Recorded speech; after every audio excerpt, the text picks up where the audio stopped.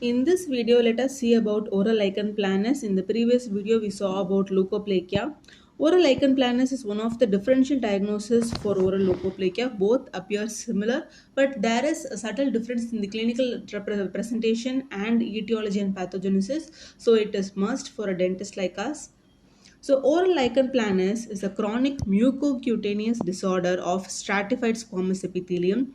It is an immune-mediated inflammatory condition, whereas in leukoplakia it is dysplasia secondary to usage of tobacco. Here it is immune-mediated inflammatory condition. So, what triggers this immune-mediated inflammatory condition? We will see. Oral lichen planus has cutaneous presentation also. Therefore, you can see lesions in genital mucous membranes, skin, nails, and also scalp. But we are going to concentrate in oral lichen planus in this video. The name is derived from the Greek word lichen meaning tree moss and Latin word planus meaning flat. So the epidemiology, it affects about 0.5 to 2.0% of the general population and most commonly reported in middle-aged patients, which is 30 to 60 years, of course female predilection, because one of the common etiological factors for oral lichen planus is stress induced. So females being more prone with the oral lichen planus, you can ask for an underlying history of stress or domestic violence or anything related to that. Etiology, as I said, it is multifactorial, but the exact etiology remains unknown. As far as I have seen oral lichen planus in real life clinical cases, stress has been always an underlying factor. Let us see what are the other factors responsible. Usually, there is a genetic background associated with specific HLA antigens and dental materials. Here we have to note one point. Though dental materials have an allergic reaction in oral lichen planus patients, if after removing the trigger factor, that is after removing the allergic agent, if the lesion is disappearing or getting cured, then it will not be oral lichen planus but lichenoid reaction. Lichenoid reactions, oral lichenoid lesions, OLL as called, they are they represent oral lichen planus very closely. They mimic oral lichen planus, but they can be treated. Whereas oral lichen planus, unlike lichenoid reactions, are very stubborn and difficult to treat. So the irritation from like dental materials like silver amalgam, gold, nickel, and composite resins, contact hypersensitivity to these materials may trigger oral lichen planus. Lichenoid reactions, as I said, they are triggered by NSAIDs, beta blockers, AC inhibitors, antimalarial drugs. So when after removing the causative factor, that is the drug or the material causing this hypersensitivity reaction, if the lesion is getting cured, then it will be a lichenoid reaction, oral lichenoid lesion, and not lichen planus. The other causes which can be correlated to oral lichen planus include strong associations with hepatitis C virus, and other linked viruses include human papillomavirus, Epstein-Barr virus, and human herpes virus 6, and systemic diseases including diabetes mellitus, hypertension, and combination of this oral lichen planus, diabetic mellitus, and hypertension is known as Greenspan syndrome. Psychological factors, anxiety and stress are the most common factors associated with oral lichen planus. So we have to go for a lifestyle modification to eliminate those factors for the complete cure of oral lichen planus. Pathogenesis, as I said, this is an immune mediated disease. So T cell mediated autoimmune disease. Keratinocytes express an unmasked antigen. So that unmasked antigen, usually it can be a heat shock protein or self peptide. The body immune cells, that is especially CD8 cytotoxic cells, will target that unmasked antigen, and they are guided by cytokines including TNF alpha and interferon gamma. After which there is basal cell death. The activated CD8 triggers apoptosis of basal keratinocytes through a particular mechanism. which for undergraduate level you can just overlook it, and basement membrane disruption. So the non-specific mechanisms including mast cell degranulation and matrix metalloproteinase activation, they all together lead to basement membrane disruption and creates a vicious cycle of chronic inflammation. So to summarize, always remember this is an immune mediated, so autoimmune mucocutaneous condition.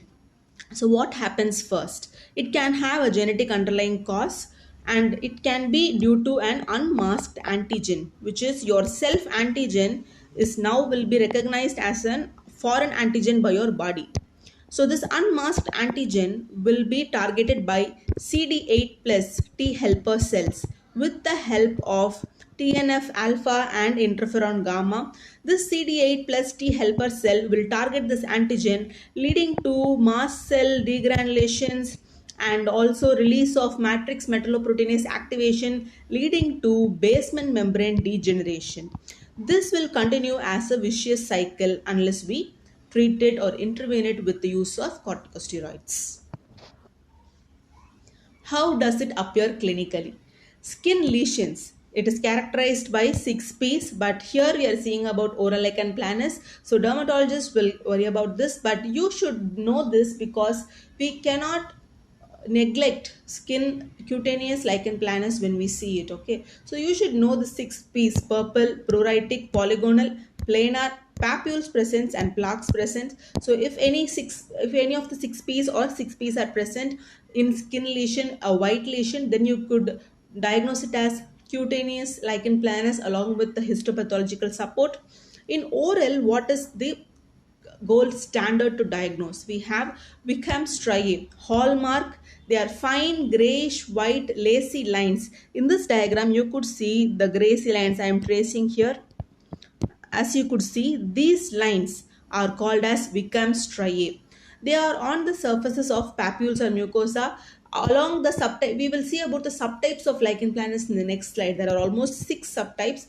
Of those 6 subtypes, in the reticular subtype, we will see this Wickham striae more often. This lacy grayish white lines are known as Wickham striae, a hallmark in the diagnosis of oral lichen planus, especially reticular type. And of course, oral lichen planus is usually bilateral and symmetrical. If you see a lesion which is resembling lichen planus but it is unilateral and non-symmetrical, then you can definitely think of lichenoid lesion. So when it is bilateral and symmetrical, go for oral lichen planus. Common sites include buccal mucosa. So it is bilateral. It of course occurs in both the left and right buccal mucosa, followed by tongue, both the borders of tongue, gingiva and lips. Symptoms range from, it can be asymptomatic and an incidental finding in many people, but mostly they report with severe burning sensation and pain, which is exacerbated in spicy and acidic foods. I have seen this often. A white lesion with severe burning sensation exacerbated by spicy acidic foods, 90% of the time it is oral lichen planus. So the classification, as I said, we have 6 subtypes. We will see the 6 subtypes with this diagram is not clinically accurate, but it will be easy for you to remember the 6 subtypes. Okay, reticular. As I said, Wickham striae will be present here, so you can differentiate with the presence of white lines, white lacy pattern. It is the most common type of oral lichen planus. Erosive. Here you have painful erythematous area with central ulceration denoted in this diagram, often surrounded by striae. So this erosive type is having the highest malignant potential, a central ulcer with surrounding Wickham striae. In atropic, you have diffuse red lesions resulting from mucosal thinning. It usually mimics your desquamative gingivitis. We have already discussed desquamative gingivitis in one of my older videos. If you want, I'll reshare the link. So this atropic mimics your desquamative gingivitis. Plaque-like. In plaque-like, you can see solid white patches, as you could see here. Solid white patches are seen which resembles leukoplakia, common on the dorsum of the tongue. And papullar, these are rare, small white raised points, as you could see here, with fine peripheral striae. Bullous, Usually it is not so usual as other types, especially reticular is the most common type. It consists of fluid filled blisters. Bullous means that, and that rupture to leave painful ulcers. Nikolsky's sign may be positive. They resemble pemphigus ulcers, as you could see. Since Nikolsky's sign is positive, since it will resemble pemphigus, but when it is not pemphigus, think of bullous type of oral lichen planus. So what are the six types we saw now? Reticular, erosive, atrophic, plaque-like, papular, and bullous. Hope you understood the six subtypes. Now, the histopathological features. This diagram, I'll help you mark it, okay? Liquefative degeneration, destruction of the basal cell layer. This is common. Band-like infiltrate of lymphocytes, predominantly T cells at the epithelial connective tissue interface. So this is the infiltration of T cells, T cell infiltration. Then you have basal cell degeneration. So these two things are seen in oral lichen planus, along with sawtooth retipex, characteristic pointed or shortened retipex. So as I said, these are your retipex. They are sawtooth shaped. They are sharp sawtooth shaped retipex. This is another classic finding in oral lichen planus. Then you have civate bodies. These civate bodies, they are eosinophilic colloidal bodies representing apoptotic keratinocytes in the lower epithelium. So this eosinophilic body is that hallmark thing of your oral lichen planus. What we saw in the last slide, civate bodies. Then you have hyperkeratosis, thickened surface of keratin layer over here. Then you have Max Joseph spaces, another hallmark in your oral lichen planus. So don't forget, when you are learning about histopathological features of oral lichen planus, don't forget civate bodies, basal cell degeneration, T cell infiltration, Max Joseph space. So in this diagram, where is Max Joseph space? So this is your Max Joseph space. Hope you could see. There is a space between the basement membrane. The basement membrane splits, forming a cleft-like space. So this is your Max Joseph space. Again, you could see here. So this is your Max Joseph space. So remember to mark these things when you do your diagram.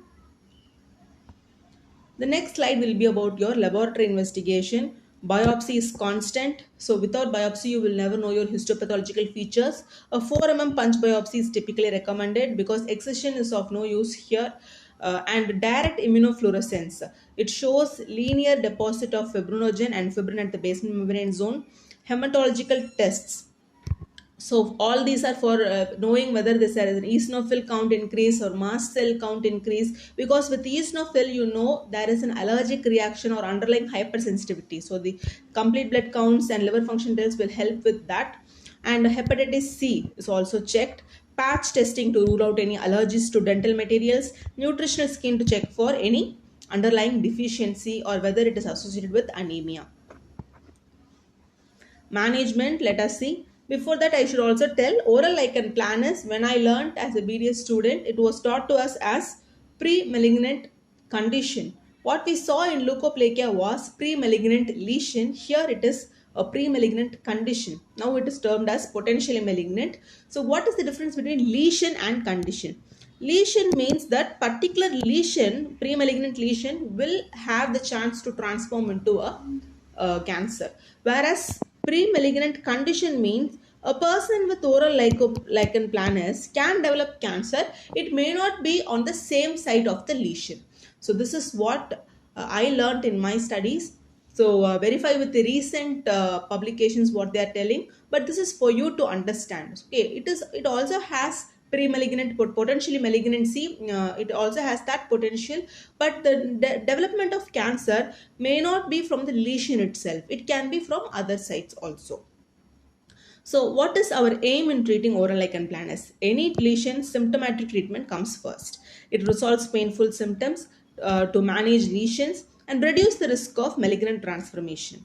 And topical corticosteroids comes in the first line of treatment of your autoimmune diseases, and systemic therapy with steroids follows it. Triamcinolone, clobetasol are the gold standard. You have oral steroids, prednisolone, immunosuppressants, tacrolimus for severe recalcitrant and multi-site disease. When it is not listening to your topical steroids, go for systemic therapy. Then you have alternative or adjunctive laser therapy, CO2 or low laser therapy, also known as photodynamic therapy or photobiomodulation. Use of curcumin, which is it is alkali or alkaloid or colloid present in your turmeric, curcumin, and vitamin D as a supplement. They all help as adjuncts in treatment of oral lichen planus. Then you have surgical treatment. Excision is generally reserved for removing high risk dysplastic areas. Since we are not seeing dysplasia, unlike leukoplakia, surgical excision is reserved only for dysplastic cases. And local measures including measuring excellent oral hygiene, avoiding triggers like spicy food or alcohol based mouthwashes, also lifestyle modifications to reduce stress inducing factors. So prognosis, how it will be, it is a chronic condition with periods of remission and flares. You cannot cure it. Sometimes it goes off, sometimes it comes back again. So this is a characteristic of all the autoimmune conditions almost. It has a malignant potential, but as I said, it's a potentially malignant condition. We cannot be sure the particular lesion will go for a transformation.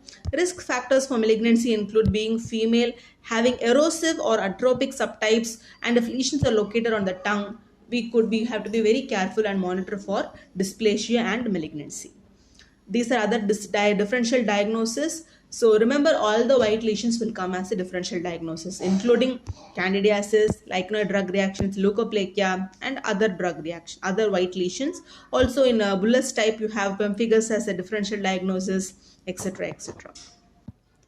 So with the last slide of differential diagnosis, we finish your oral lichen planus answer. For your viva, I have to mention a few words about Greenspan syndrome. Know that the triad of diabetes mellitus, systemic hypertension, and oral lichen planus is known as Greenspan syndrome. Also, you should know the difference between oral lichenoid lesions and oral lichen planus. Etiology, look out for trigger factors like allergic reactants or drug induced. It will be mostly your oral lichenoid lesions. And on trigger factor removal, if the lesion subsides, it is definitely your oral lichenoid lesion. Clinically, if it is unilateral and is unsymmetrical, then it will be your lichenoid lesion. Eosinophil dominance is seen in hypersensitivity, therefore it is your lichenoid lesions, and malignant risk is more in your oral lichen planus. So depending on these factors, you could differentiate oral lichenoid lesions and lichen planus. So with this, I'll finish this video. See you soon in the next video on any other white lesion. So thank you.